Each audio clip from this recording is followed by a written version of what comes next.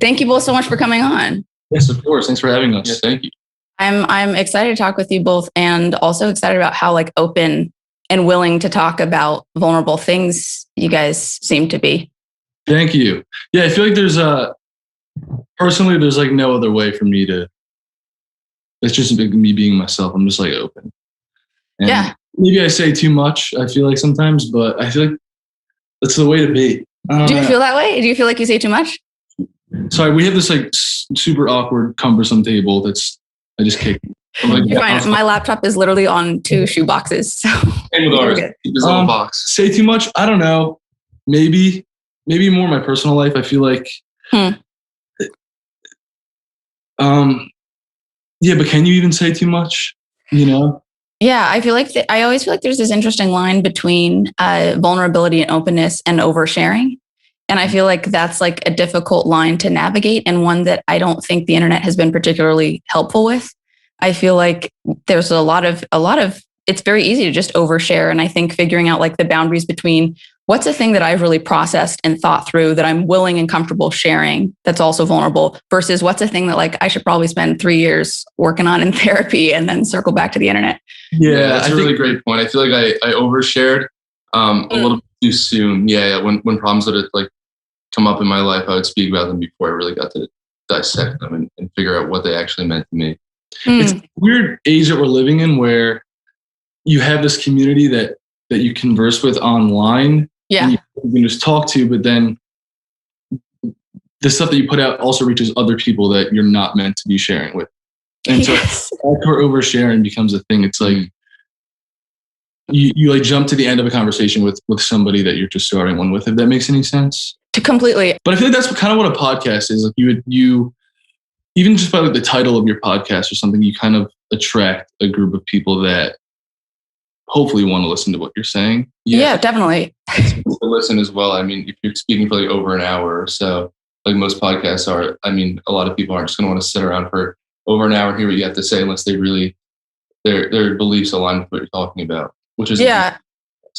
Yeah, I feel like the in general, the podcast audience is sort of more interested in a vulnerable, longer conversation. They want something that's a little heartier, a little meatier, I think. For sure. That's why I listen to podcasts. I feel like I've learned a lot through just listening to podcasts in the past 2 years of my life. But you guys are not doing yours anymore. Is that right? Yeah. Why? What happened? How long did you do it for? It kind of circles back to what you were saying before about like really making sure that we know ourselves before putting everything out. Like, I realize I'm changing so rapidly in my life. As soon as I turn 21, for some reason, I'm like, okay, I need to be a full-blown adult now. And I just feel like I can't do that overnight. Are you both 21 now? We're both 21, yeah. Okay, got it. I turned 21 in December, so it's been some time. But yeah, I feel like I'm really striving to mature myself and think about the things that I'm really passionate about or that I want to change. And I can't learn them all fast enough to be speaking about them on a weekly basis. I mean, that's mature in itself. That's wow. People could take a note from that. Thank you. Yeah, I just feel like I spoke about so many things early on in the podcast. We were doing it for maybe a year. Yeah, we did audio only for a while. And that was more just like childhood stories and like goofy stories and stuff like that. But as Ethan said, like we turned 21, and I don't know if it was just like the mark of like, now you're 21. And I just felt like I needed to like uphold this like adult. Yes. Yeah. You know what I mean? I wanted to be an adult, and I wanted to change things that I saw that were problems and that I felt passionately about. But it takes so long to learn about all that stuff. Yeah, I was running into the problem where we both were, where we like recorded an episode like a month and a half.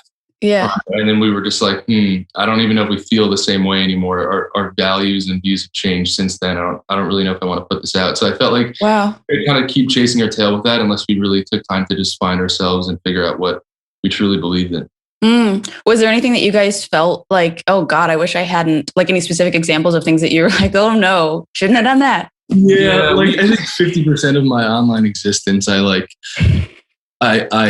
go to sleep at night thinking twice about. Not 50% of my like real life existence is how that goes for me. I think that's just normal like human behaviors to like question things that you've done and like maybe a little bit cringed out by things that your past self has done.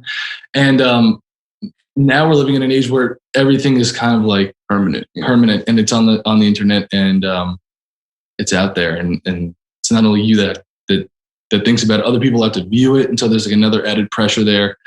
And so I think that what we're doing now is just taking time to really find ourselves, because we did jump into social media at 14, and wow, from the day I turned, maybe even before that, I was still making things like in hopes that I would become Vine famous or whatever.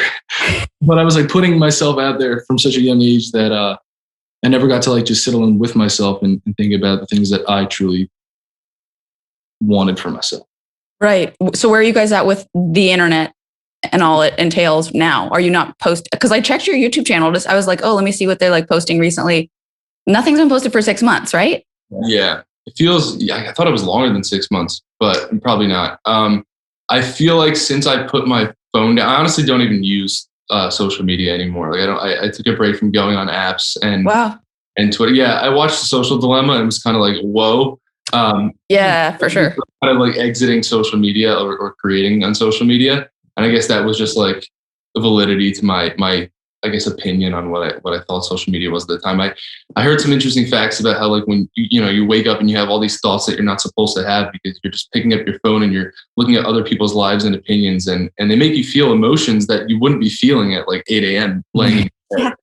So I wanted to just focus on starting my days and living my days just with the emotions and feelings that I would have in my personal life, and not really, I don't know, attaching myself to other people's lives just for a little bit. And so far it's been honestly a breath of fresh air. I can imagine. I'm sure though, have you had like this difficult kind of curve where you guys have been on the internet for so long, you're famous from things that you did on the internet.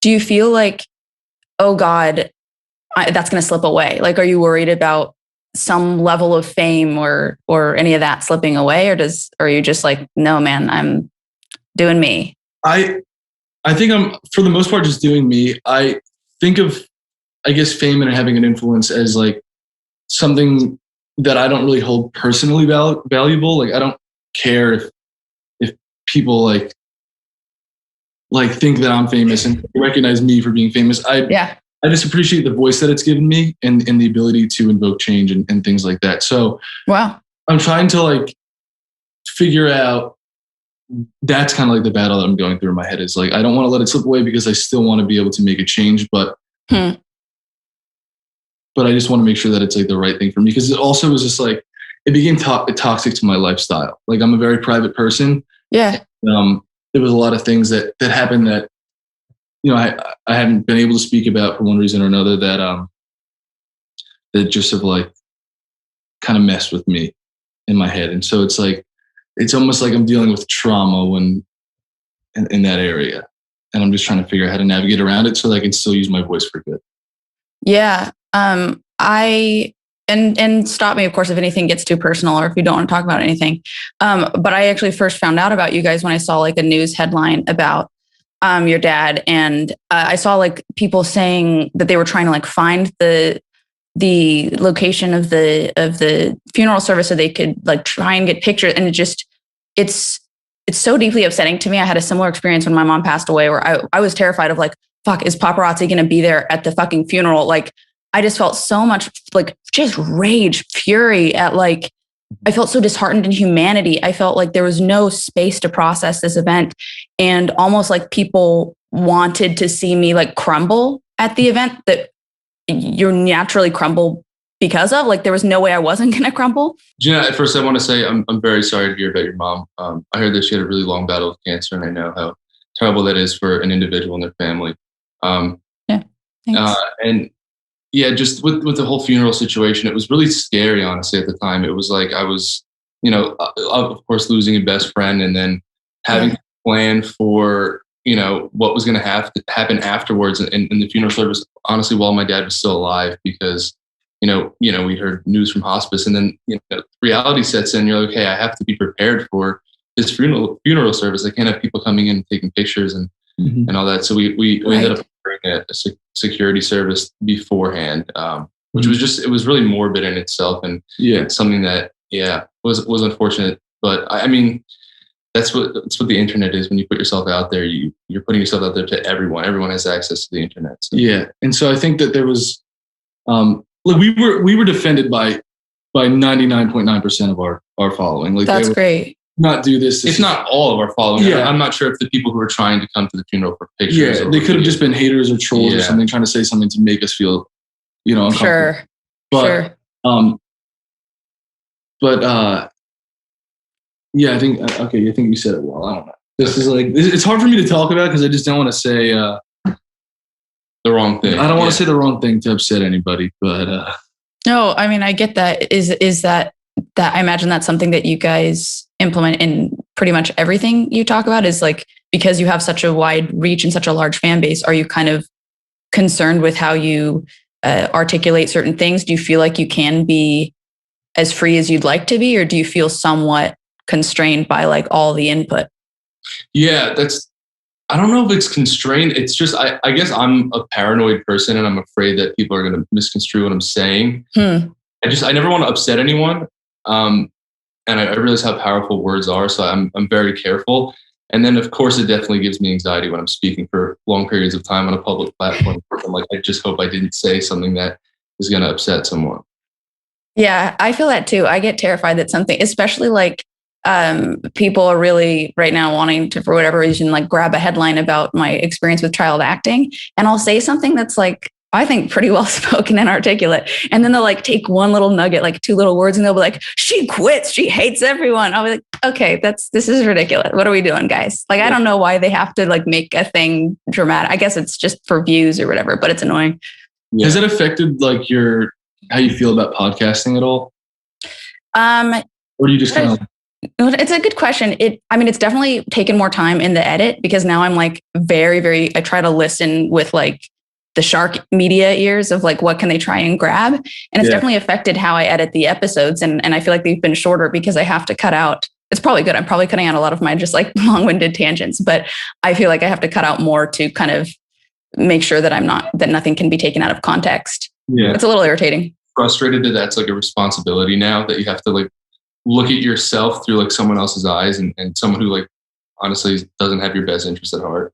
Yeah, honestly, I think it's difficult since it is from the media, and there's some people, some journalists and things that have been incredibly nice and generous to me and supportive, and that's lovely. But more often than not, I find my experience with the media to be that they just want the views and then the negative kind of lean to a thing, whereas like the audience is incredibly understanding and incredibly nuanced in how they perceive things, and I don't feel like I could possibly misstep with the audience. I feel like they're just so understanding and compassionate, and it's unfortunate that now it's not even like navigating the audience. It's just about navigating the media. Oh yeah. Mm-hmm. Do you guys feel that with the media or with the audience or both? Us, there is I wouldn't even call them the audience, but for us, it's like, it's not so much the media. Like we would end up on headlines very often. It was more so like troll accounts and things like that I guess act as the media. I guess you can compare them to how the media kind of... Bull sharks. New age media, I guess. Yeah, it is. Yeah. And we even found that with like in public with like paparazzi, like we don't really have many experiences with paparazzi, but we have people that don't really like us so much that will like come and try to get a photo of us doing something. Who are these people? Like, what are they? It's weird. It's like, it's just like an entirely different era, I guess. It's like, because we came up, like I said, at the beginning of digital media. Yes. And paparazzi they just didn't get hip to it, I guess. And but like these like younger people that were like consuming social media and stuff like that, like they took the place of paparazzi for digital creators. It's a weird concept. Yeah, it's definitely a completely different world. I'm very intrigued by it, as I think everybody is, because it's just like that's where things are going. I think I remember seeing something in like the Hollywood Reporter about like when any kid is asked, like, would they rather be Jennifer Lawrence or, somebody on social media, they're like, who's Jennifer Lawrence? I don't know who that is. Give me the YouTube camera and call it a day. Like that's where things are going. Yeah. Yeah. It's really crazy. And like you said, there's these are kids that are trying to make these decisions early on in life, and they don't have the knowledge of really understanding what they actually want to do with their life. And sometimes when you jump into it, it becomes this insanely long journey that you just can't step away from, because it is really addicting to get views and to get people interested in what you're doing. Especially, I remember when I was really young, I would get comments when I first started getting comments from people that I didn't know personally. I was like, oh my God, like I'm kind of like making friends with people. And you just feel like, I don't know, it's like a sense of popularity, I guess. And it gets addicted to people. But yeah, that's why I feel like it's pretty dangerous for kids to be on social media. Yeah. It's also a career path. Everyone knows now that it can be a successful career path because it's done. But when we started, like no one had really had a career in social media. Maybe like a select number of YouTubers, but they had like high production value and everything like that. We came up as like just user generated content. It's like anyone can do it with their phone. But we wanted to make a career out of it. And the thing about this is that it's just like, you can't have a 5-year plan with a career in social media because of the ways that it changes and the different waves that come. Yes. And trends and things like that. Like if I'm remembering correctly, there was like a year on social media, I think it was 2017, where drama was like the #1 consumed content. Like anything that had anything to do with like shitting on someone or just like a negative title. Yeah. It clicks and it did so well. And then that died off because I think everyone got tired of it. And then the next year was like a really positive year on social media. The pendulum swing, yes. Yeah, I guess so. But like, there's no way to really plan for that. When you're looking at another job, I guess you can kind of have a ballpark estimate of like how it's going to go for the next 5 years and like where you want to take it. How has it been for you guys navigating kind of the ups and downs of the internet? Like, can you kind of go into the various phases and what your experience was like with them? Because it's been so long now. I think at first we had a really clear idea of what we wanted to be doing on social media when we were young, I guess around like 16 years old. And then for the next like 3 years after that, we kind of just did our own thing. And then, then I feel like the ups and downs got a lot more drastic after like 2019, 2020. I mean, obviously when everyone was just stuck inside, not knowing what to do and really just psychoanalyzing everyone and everything. And then there was so many fluctuations and like what was hot on social media. And we at that point really kind of tried to jump on like the bandwagon and follow along, just because like I wasn't sure if we were doing anything that was interesting enough for people to be watching. So I was like, okay, let's just do the interesting thing.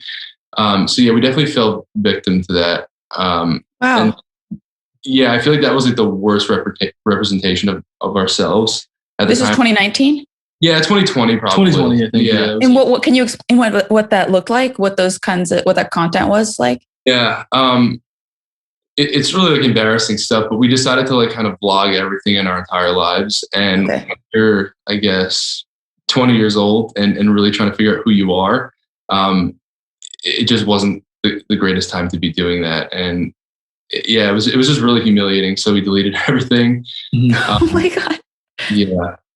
It was just like, I feel like social media progressively got more exploitative as time went on. Mm-hmm. Yes. Everyone, like if you weren't showing like the inside of your bathroom, then people didn't care about you. You know what I mean? You have to show it. There was a point where it came where you had to show everything. I think as some people started to push the envelope and talk about like, I don't know, their relationships or failed friendships or just things that were really juicy and dramatic that people were like, oh, I want to, view this. As more and more people did that, the content that wasn't that became a little bit more boring and less edgy. Mm-hmm. So I guess we try to keep up, and we're not really those types of people. We don't really like drama, and we don't like to let people in too close in our lives. I have a hard time like creating trustworthy, finding trustworthy people to have friendships with and everything like that. So I guess I'm like a pretty guarded person at first. And then I completely just strayed away from who I was and just did whatever social media wanted me to do. And it was also like a really weird time in our lives. It was pretty bad timing. We kind of had like, I guess looking back on it now, pretty severe eating disorders, and it just really messed with our heads. And both of you. Yeah, I was really unconfident, and I hit an all-time low. And that's when I decided to just show the most of my life that I had ever shown. Wow. Yeah. Yeah. So it's weird. I don't know. I feel like that's one of the things that I regret doing. The other things that I've done on social media, I don't really regret so much. The ups and downs were just like, you kind of just figured them out, and they weren't really that deep, but I feel like as we got older, they got a little bit deeper because I felt more of a responsibility over the things that I was putting out. And now I feel a great responsibility for the things I put out, and some of them were not so great and not, like Ethan said, a good representation of who I am. But what can you do? I mean, you make mistakes and you live and learn, and that's life. It's just weird that it's public.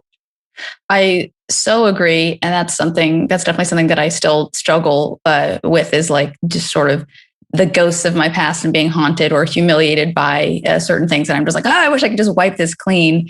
But to your point, that's not how it goes. And if you have any tips for me, that would be greatly appreciated, because it's not easy. So do you have, because when did you get in front of the camera? Like, I was 6 when I started acting. I was a little bean. Yeah. I don't have memories of a time in my life when I wasn't acting. Really? Wow. And so does some of that still bother you? Yeah. I mean, because it was sort of a thing that I did to please my mom, and it wasn't a self-driven thing for me. I just feel like I kind of didn't have I didn't really fully live my childhood. I think that it's really important for kids and teenagers, honestly, also, even young adults, to have that space to grow and develop. And especially up to, I think your brain fully develops at 25 or something like that. And it's to have that time where you can just explore yourself and make mistakes without having input from the world, I think is so important. And I kind of just felt like I had an unlived childhood that then I was left with when I quit acting. And I was like, oh, well, I guess I'm kind of just like a 6-year-old inside, because I didn't have all those years. So let's see how this goes. And it did not go well. And it was not a fun phase of my life. But I do think it was really important so that I could have some semblance of a legitimate identity, or I just would have been a shadow of a person, an absolute shadow of a person. It's pretty creepy. Was the thought of turning away from acting and finding yourself off camera and doing your own thing, was that intimidating at first? You felt like you were going to give it up as well? Yes. Well, I felt like, oh God, this is all going to slip away. And these are things that people tell me that I should want. Fame and money and all that is a thing that everybody says, oh, you're so lucky. And am I absolutely crazy to walk away from this? Is this going to be the biggest regret of my life? Also, everybody around me is telling me that I'd be crazy to walk away from this. So there's nobody who's really saying hey, do what's best for your mental health. There wasn't really that advocate other than my therapist. God bless her. Thank you, Erin. So it was this really difficult decision to make. And it took months of back and forth. And I felt like I was just kind of trying to tiptoe around it and I'd be like, well, maybe I'll just do this one thing, or maybe I'll do this one thing. When really inside what I wanted was just no, you need to quit. You have to stop. You're not going to be okay if you keep going. Doesn't matter how many other people are weighing in on this. Finally, once I did that, was when I really started to see tangible changes and improvements in my mental health. And now I think it was absolutely the right decision. But it was not easy to come to it, for sure. Yeah, definitely. I definitely feel you on that. It was definitely one of the most scary conversations that I've had with Grayson. When we were okay, this is going to get bad if we don't stop. And it wasn't and then that's when we were doing the podcast and everything. Okay, well, we can hold on to it here and do a little bit here, pop in every once in a while there. And I was I really don't think that we're going to figure out who we are unless we're living for ourselves only. And I knew it would take time as well. We can't just do it for a week and then get back to it. You don't figure out who you are within just a week. So right. I feel now I'm really starting to make improvements on my mental health. That's great. And figure out what I really like to do myself. Yeah, I think we can definitely relate to you. We left school at just after we turned 15. So I have a month of high school. But I would say, I think the last time I was in school was 8th grade. So from there, we moved to LA and we got our own apartment. It was just us two. And then every single day we woke up, worked, went to sleep, woke up, worked, went to sleep. And when you were 15? Yeah, because we had this weekly thing on YouTube to keep going, and we never wanted to miss a Tuesday. That's the day we used to post on. And then all the other social media platforms that we wanted to keep up to date and stuff. That was hard work. I'm not gonna sell it short. It was hard work. It's like, it's weird how ideal being a YouTuber seems, but like once you actually do it, it's really hard work, and it can be very mentally draining. But I'd say even more so now than it was back then. It was much easier back then when we did it. Mm-hmm. I feel bad for the young people that are getting into it nowadays, just because social media has become so much more of an exploitative place, and you really have to forfeit all of your privacy in exchange for views, which are not tangible, and are they really valuable? Mm-hmm. And I feel like they're becoming less and less valuable because there's more and more people on these platforms, and you're viewed as a little bit, maybe less important now than people were back then, by brands and people who want to pay you money because they can just go to someone else because there's so many people doing it. And it's just, I don't know. I feel like there's a lot of people who, like, even these platforms themselves, it's like they're kind of stripping sanity from young people in exchange for like screen time and monetary gain. Yes. So, we're just, I don't know. But I do feel like I entered like a time warp from, I think, 14 to like about 20 years old. And then I came out and I'm like, whoa, I'm Grayson again. I feel like myself, and I'm going to start exploring the things that truly matter to me. Like, I was doing the thing where I was getting expensive clothes and driving a cool car and things like that I thought, I think the whole time I was just trying to convince myself that that's what I truly wanted for myself.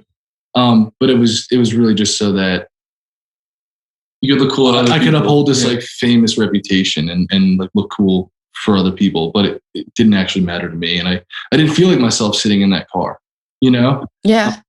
And since I've taken a step back and regained my privacy and started to explore the things that I actually personally care about, I've made a lot of changes in that area of my life, and I feel so much better. That's phenomenal. Was with the like cars and the clothes, was that was your social group also incorporating those things in their life? So there was some element of like, oh, I got to keep up with my social group, or was it not so much about that and just something that was like, oh, well, I guess I should do this because I'm famous and I'm, whatever. So. I think our industry was doing that a lot. Like, other people on social media were doing a lot of that. And I think there was some sort of reward or praise for it as well that you get online that would feel good as like a young person. You think that you're cool. I mean, everybody wants to be cool. So it was just that. And then also, if everybody else was doing it, you don't want to be the one person to not be doing it, because then you don't fit in as much. And so that was a big part of it as well. It was kind of like a cliche at the time to just like get like a cool car and get it wrapped and get cool rims on it. And I don't know, just little things like that. I realized that I think are just so like kind of silly. And now that I've figured out who I really am or what I'm becoming. Yeah. You guys, you mentioned earlier sort of everybody feeling like they have they're a little bit entitled to like your identity in some sense. You phrased it better than that, but it was something along those lines. You know what I'm talking about? Yeah. When he said that he felt that people had equity in our lives, I felt like, I mean, all of our viewers and supporters are definitely responsible for a lot of the success that we've had on social media in our life. We're greatly appreciative of them for, all of that, and also just for the support that they've given us. And it's just like when you, I guess, formed a relationship with someone at such a young age, and then you've grown with them, and you don't really even necessarily know each other, but you just met online. I feel like because they were, responsible for everything that our success, I felt like they probably thought they were responsible for other decisions that we made in our lives too, like who we were going to be friends with and who we want to have relationships with. And, and I don't blame them. We're all kids and we're all trying to figure out like what life is. And, and there's really, there's no like rule book to the social media thing. It's so new. And, I guess it was just, I don't know if there's any more to say about it besides that, but I think a lot of it can just be attributed to being young and learning and just having relationships, and like the relationship that a creator has with their viewers and vice versa. Like, it's still like a young relationship where people are learning about how to navigate any sort of personal relationships that they have in life.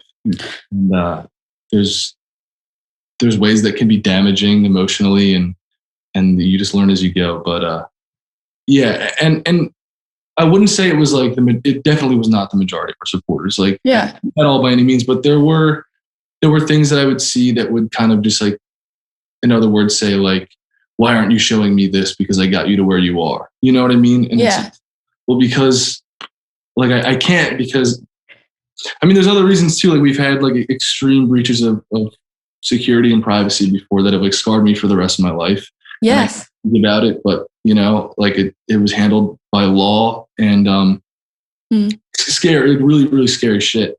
And that's like also traumatized me into not really wanting to share a lot of my life. But then the other people that were supporting me, I couldn't tell that to. And I can't say much more than I am right now. Sure. But I just couldn't really find a balance there because I literally legally wasn't allowed to either. So. I hear you. I think this is such a complicated and nuanced area that is really difficult for people to understand, especially young people who I get where they're coming from of thinking like, well, but I'm a fan, so therefore I should have blank access to this person's every move. And that means I'm showing how much I love them. And I can kind of like, I guess, understand it, but I am biased and I see it more from my point of view because it's what I've lived in. And I guess I feel like my experience was different from yours in the sense that it wasn't, that I really started to like resent fame and resent the people who would approach me because I was on a kids show and I felt really ashamed about that. And, I had really intense eating disorders and my character was known for eating food. So people would literally just shout. Like, also, I feel like the reactions, there were some people who were incredibly nice and gracious and lovely, plenty of them, but there were also plenty of people who would, just grab my arm really intensely, aggressive mom types who just kind of grab the arm, get the picture with their kid. And I felt like, I don't know, I did feel like, oh, well, every time I leave the house, everybody feels like they deserve a piece of me. And I just want to get a coffee. Like, I just want to have some time with my, I remember one time when I was pushing my mom's wheelchair in Disneyland, my literally bald mom's wheelchair, and just hordes of people just like, please take a picture, like screaming. And I just felt like, this something has to give. Like, I don't know how to have this conversation when I feel like if I were to express these things, everybody would hate me. Yet it's something that I feel so intensely about. And I feel like is a conversation that needs to be had because I think it puts young people in the spotlight in danger. And I think it's really detrimental. And I don't know how to move things forward or how to have that conversation. But it's like, I really worry about young people who are famous and I want everyone to be as healthy as they can. And it's concerning to me that it's difficult to be that. Likewise. Yeah. I really fear for young people on social media because, especially those who have larger platforms, because there's, everything that's going on with cancel culture nowadays where, just froze. Sorry. Can you hear me? Yeah, you're good. Can you guys hear me? Apache really. You froze. Oh my gosh. What if I open the door? Do you think it would? I don't think so. I mean, the Wi-Fi router. Oh, there you are. Do you see me? Oh, fuck. You froze again.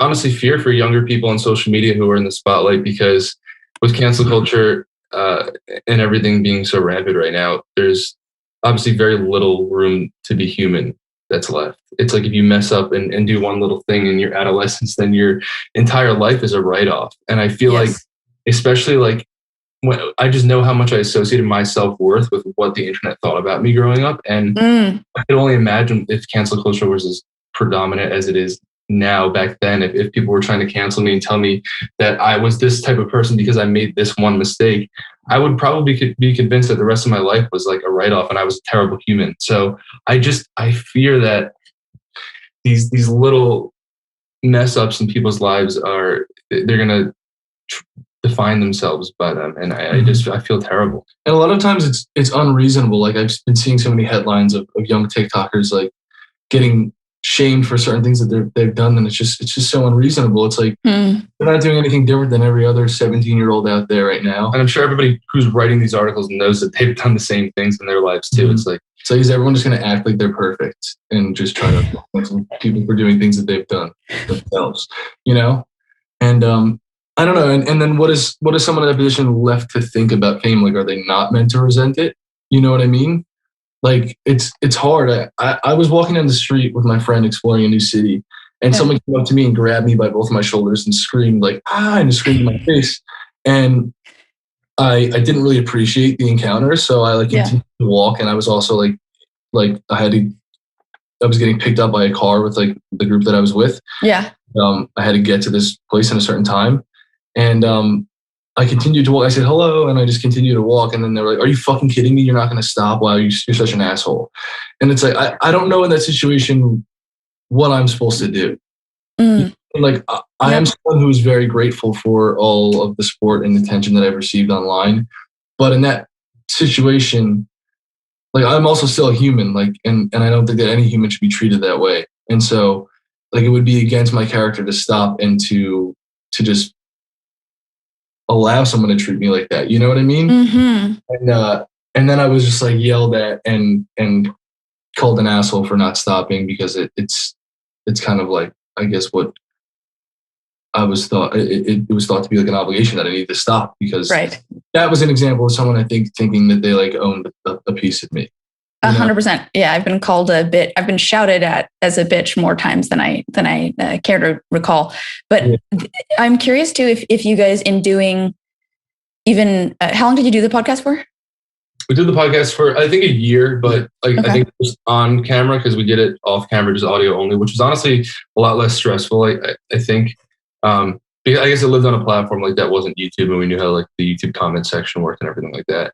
But then we went to YouTube, and then I think we did it for like 5 months, 6 months, something like that. So it was like over a year total. I think we did like 55 episodes, which is like over a year's worth. Got it. I'm sort of curious how, if the encounters with your fans changed during that, because I've noticed. So I was just completely signed off social media for a couple of years. And then while I was like trying to get my shit together and kind of figure out who I was and what I wanted to say and how I wanted to say it. And once I started talking about things that actually mattered to me, and I literally had the mindset of like, okay, if everybody goes away, but 5 people, at least I'm going to have a genuine connection with those 5 people. And I have to trust that that's going to be okay. And that's going to, make more of a difference. And trusting that has definitely not been easy. And there's been plenty of self-doubt that's come along with it. But I have noticed, like, now people that approach me, it's a different kind of person. I feel like, oh my God, I feel a connection with them. The things that they say, I have chills right now. Like I met this, girl the other day named Riley in a Salt and Straw, who like told me that the podcast helped her grow and changed her life. And it's a different type of response than, hey, where's the fried chicken? Like, it's much more heartwarming. It's much more encouraging. And I feel like things are resonating with the people they're supposed to resonate with. And there's a lot of hope in that. So I'm curious if you guys have had that experience as you've explored projects that have meant something to you in a deeper way, how that's kind of transformed your encounters with fans. Definitely. I think there's been a mix. I think there's been like a lot of really refreshing encounters. As many times as I get someone grabbing my shoulders and doing something like that and demanding a picture. I have people come up and they say that they've learned something through my podcast or a video or documentary or whatnot. And I really appreciate that stuff. And that happens a lot of times. And it's part of the reason why I did what I did for so long. And I will continue to do what I do. I just got to figure out how I'm going to do that, like how it makes sense for me personally. So I'm not really in a rush to get back in front of the camera at all. But I do want to continue to make things that can be seen and received by people to hopefully spread a good message.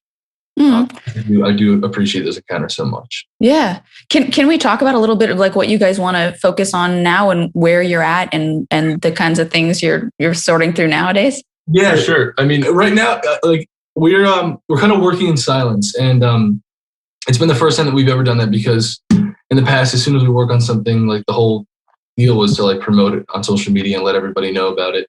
But what we're working on now is like we haven't really even told our mom about it at all. So I don't know when we're going to be ready to like publicly speak about it. Sure. It's been I can say that it's been like just such a joy learning something new, and something that I'm just extremely passionate about, and being able to get up and work on it almost every day now. And it's been great. And in the time that I'm not working, I've been like exploring new hobbies and things like that. I think I have a real love for art in all forms. It was video creating from the time I was like 5 years old when my sister got a flip video camera. We started making videos and showing our family members. And then when they would smile, it would like just give me so much juice to go and make another video. Yeah. And then carried on. And that's what we did became our career. Fortunately, we were fortunate enough to be able to do that. But I think that when it became our career, it took a little bit of like the magic away from it, because we started to have to abide by this system that like was views so that we can continue to make it and like continue for it to be a career. Because like you just make videos that you want to, sometimes like not everyone wants to see that, and then you can't continue to make videos because you don't make any money, and then you can't make any more videos. So it was kind of like we were chasing our tail there, like, okay, what can we make that will also like allow us to continue to make videos? And that was, we found the balance there, and then other things happened and stuff like that we said. But on the side, I've been building a lot, and I feel like that's like has become like a creative outlet for me that I never wish to be paid to do. Building? Yeah, building. Like, yeah, we've both been doing that a lot. We built a gazebo on our hillside, and we built a gazebo. Yeah, that was a big. Wait. Okay, when you say building, I figured it'd be like, so then I built like, I don't know, a jewelry box, like a plate. You literally built a gazebo? Yeah, that's insane. Congratulations. That must feel like such an accomplishment. It's 9.5 by 10 feet. And, oh my God. I guess the dopamine flowing for sure. Each bolt that goes in. It was a lot of fun. And then like right now I'm building something for my sister. Place and just things like that. They like really give back to my soul, and they're rewarding. And I don't know, that's like something I would suggest to anybody, is to just do something. Just quit everything and build business for free. No, to have an outlet, like whether it's like writing or even if you're not creative, it's just like doing fun math problems. I don't know, like if that's what you have the most fun doing, just do something that gives back to you, and just never think about getting paid for it, and just do it for fun, and just find a hobby. I think maybe it boils down to just finding a good hobby. I agree with you. I do think that it's so difficult to, I guess, not be motivated by money. And I also recognize like the privilege in saying that if there's any sort of financial stability in your life. But I do feel like being motivated by money is just, I mean, we all hear that it's like a recipe for disaster, but it gets ugly so fast. Yeah. And it leads to like, I think the most inauthenticity imaginable. Like, I don't think it's possible to be more inauthentic than when it's like, oh, I got to keep making the money and like keeping up the standard of however much I made last year, or like whatever it is. It's like, yikes. Yeah. Because there's always a way to make more money faster. And it's normally not the most respectful way. And then you just end up doing it. And then you start to lose respect for yourself. So yeah, I totally understand that. My grandma called me out for that. I think that also became an issue on social media. Like, it became a thing of like, how do we continue to do as well as we did the previous years and stuff like that? And we started to think about money a little bit too much. Mm-hmm.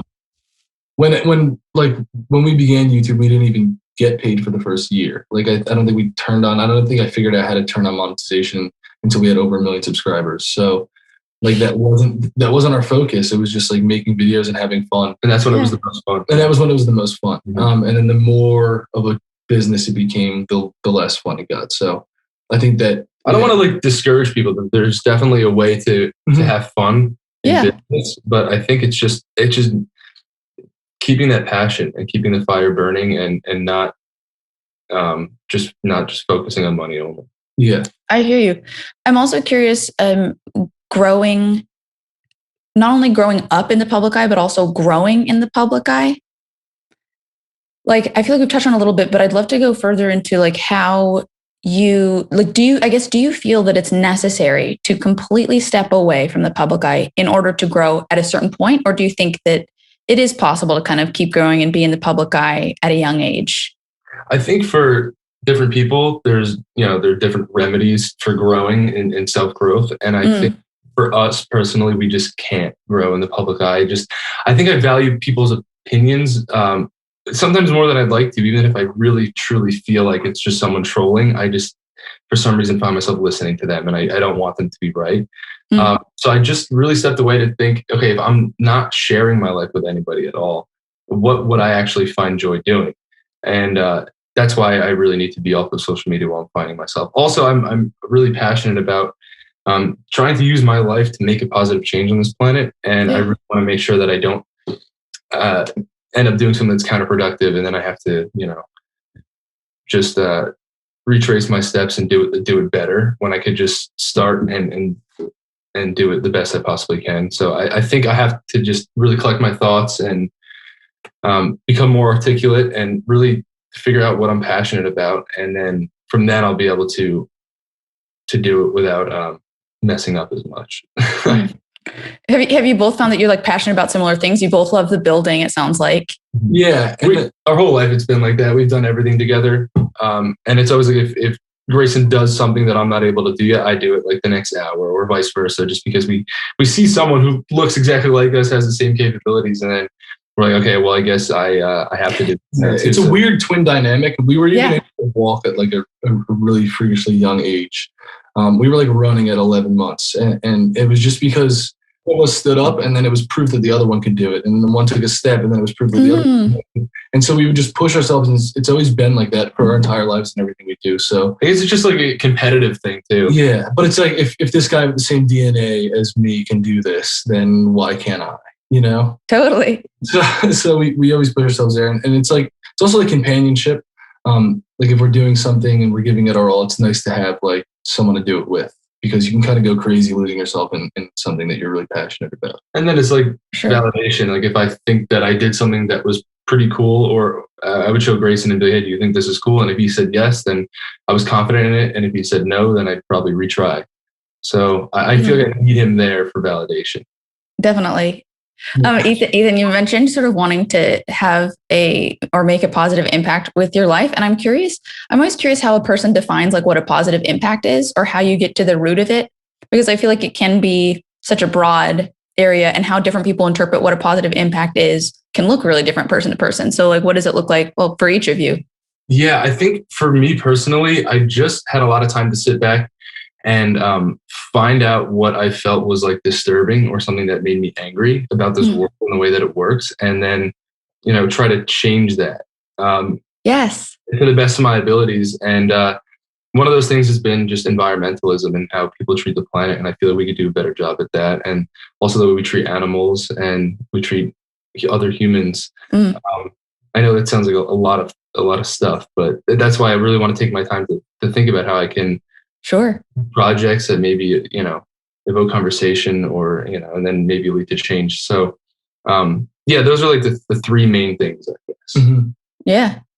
That's like, I'm with Ethan on all of those. We're working together on how we can like approach making positive change in all those areas. Luckily, we pretty much have the same opinion on everything. So I have someone to help me, and he has someone to help him. That helps too. But they're huge issues, they're global issues, and it's like creating that plan of approach is something that should be well thought through and take some time on. So that's why we wanted to like not jump the gun and just speak about everything on the podcast when we didn't have our thoughts collected and maybe I just didn't want to approach it in the wrong way. Yeah. Yeah, that's really admirable. If you guys are comfortable wrapping up with one question, I just would love to know what advice you would give to your younger selves in terms of being in the public eye, navigating that. What if you could just like look back, if you could tell yourself anything, what would it be? That's a good question. I still feel like I'm struggling to honestly understand what I should be telling myself now. So I'm still figuring that out. But for my younger self, I would say just really do your own thing, because you'll attract people who are interested in what you do. And then, that's how friendships are made. That's how relationships are made. And on the internet, you have a lot of people in your life that maybe you would never meet before. So you want to make sure that you're, surrounding yourself with the like-minded ones. Mm-hmm. And I would say focus on what's in front of you and focus on being grateful for what you have in that moment and like always just like want and feel like you need more than what you have. Like I feel like there was a time where we were like chasing getting our subscriber count up and doing things like that. But I think a good piece of advice at that time would have a good sentence to wrap it up would be you don't need as much as you think you do. 100%. This conversation has been so fulfilling. I am just such a fan of you guys. I'm really excited to see whenever you kind of come out again with stuff. I'm really excited to see what you do. I think it's going to be really special. And I definitely deeply admire that you're taking the time and the space that you need to make sure that you're saying things that you want to say when you say them again. Thank you so much. Thanks. I really appreciate it. I really appreciate this conversation. I enjoyed it a lot, and looking forward to listening to your podcast in the future. Yeah, I learned so much just having this conversation. I appreciate it. Yeah. Thanks, guys. Thank you. Alrighty. Bye-bye.